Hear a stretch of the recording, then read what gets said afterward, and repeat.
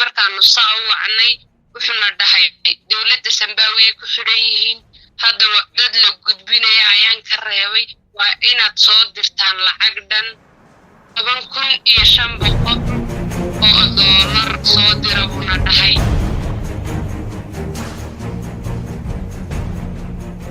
waxaan ka war helay shabakad dhagar qabayaal ah oo dadka ku dhaca nidaam farsamaysan.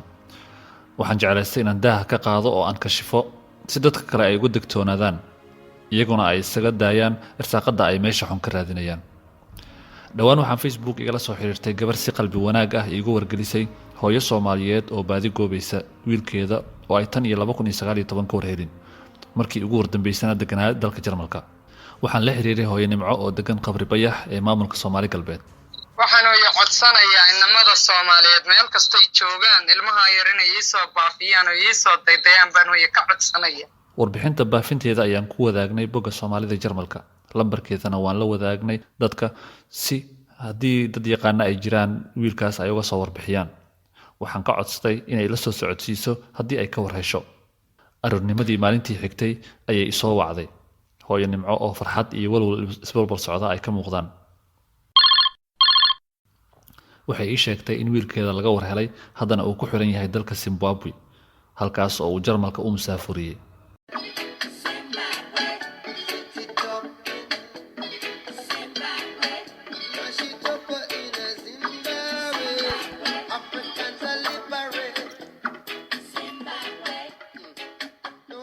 suuragal maahan baan la soo booday. waxay ii raacisay waliba in lacag lagu sii daayo la weydiiyay. durba waxa ay cadaatay in dhagar loo maleegayo loona qorsheeyay in lacag laga dhaco. nasiib wanaagse way la soo hadashay iyadoo aan wax tallaabo ah qaadin. waxaan ka codsaday inay lambarka ila soo wadaagaan shuwa lambar Soomaaliya ah. waxaan la wadaagay inaysan suuragal ahayn in qof Soomaali ah oo Jarmalka jooga loo musaafuriyo dal kale oo aan dalkiisa Soomaaliya ahayn. waxaan u sheegay in arrintan ay noqon karto arrin khiyaano ah oo la rabo in lacag looga dhaco. khiyaanada noocan ah waxa af Ingiriiska lagu yiraahdaa scam waa dhagar waa shirqool loo maleego dadka iyadoo kalsooni iyo aaminaad lagu abuurayo dhibanaha kadibna faa'iido dhaqaale laga samaynayo. macnaha laga dhacayo dhaqaale intii laga heli karo. caadiyan waa qof aadan garanaynin balse ka faa'iideysanaya baahidaada iyo sida aad u dagan tahay. dhagartan waxaa loo adeegsadaa iyadoo la isticmaalayo wicitaano iyo internetka. dalal badan oo India ka mid tahay ay aad ugu badan tahay dhagarta internetka hase yeeshee dhawaanahan Soomaaliya ay aad uga soo badanaysaa ama Soomaalida dhexdeeda. ayaan oo ah maamada gabadheeda ayaa iga sheekaysay sida ay wax u dhaxmareen shirqoolayaasha si ay dadka uga digto. assalaamu calaykum waraxmatullaahi wabarakaatuh. ummada Soomaaliyeed waxaan u sheegayaa wiil yar oo walaalanahay oo 2 sano aan weynay inaan baafinaynay oo meesha baafinta inaan laga sii daayay dadkiisii social media ina codkiisii laga sii daayay ummad badan baa nala soo xiriir lambaraan kala duwan. marka hore waxaa laga wacay lambarkan oo haweeneyda ay u sheegtay hooyo Nimco inay wiil ay dhashay iyo keeda ay isla xiran yihiin.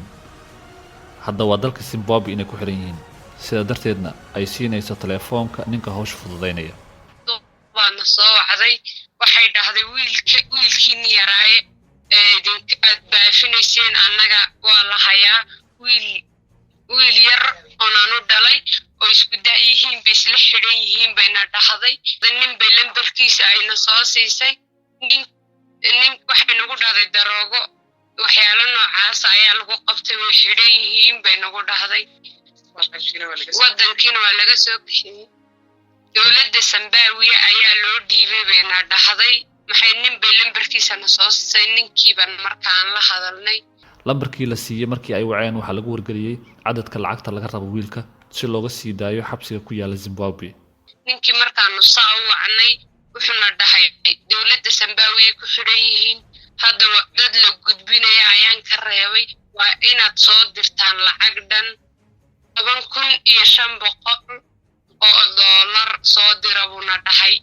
1500 oo dollar soo dira buuna dhahay.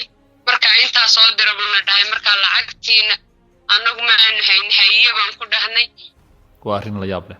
waxaan wacay lambarka ninka oo dhowr jeer igu jaray markii uu iga qabtayna sidan ayuu igu yiri. halo وعليكم السلام ورحمة الله وبركاته. يور ولا ستا yaa ila hadlaya alxamdulilah jarmalka kaa soo wacaya arrinta wiilkan kuu soo wacaya waan garta u warwarisi maamada taleefonka isoo siisay walaal mashquul baa ku jira hadda ciidan baa la jooga kama warbixin karo dad baa la jooga yaa kula jooga ciidan baa jooga intee joogtaa xero ciidan baa jooga kama warbixin karo walaal xare ciidan baa joogtaa xagee ku taallaa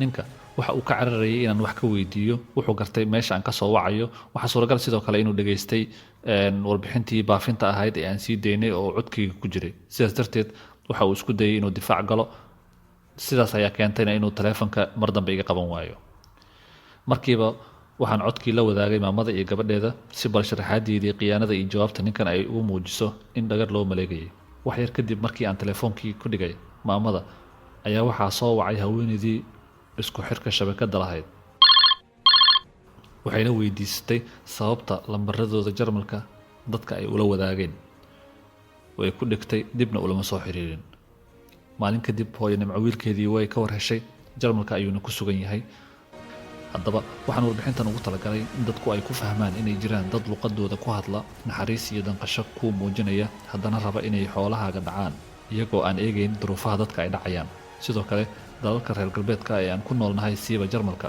way ka jiraan khiyaanooyin noocaasa oo dadka loo maleego marka fadlan haddii xaalad deg deg ah iyo lacago lagu weydiisto qof aadan garanayninna uu kula soo xiriiro ha ku sirmin ka digtoonaada burcadda xoolaha dadka qiyaama ee sida xeeladaysan ku dhaqa waad mahadsantihiin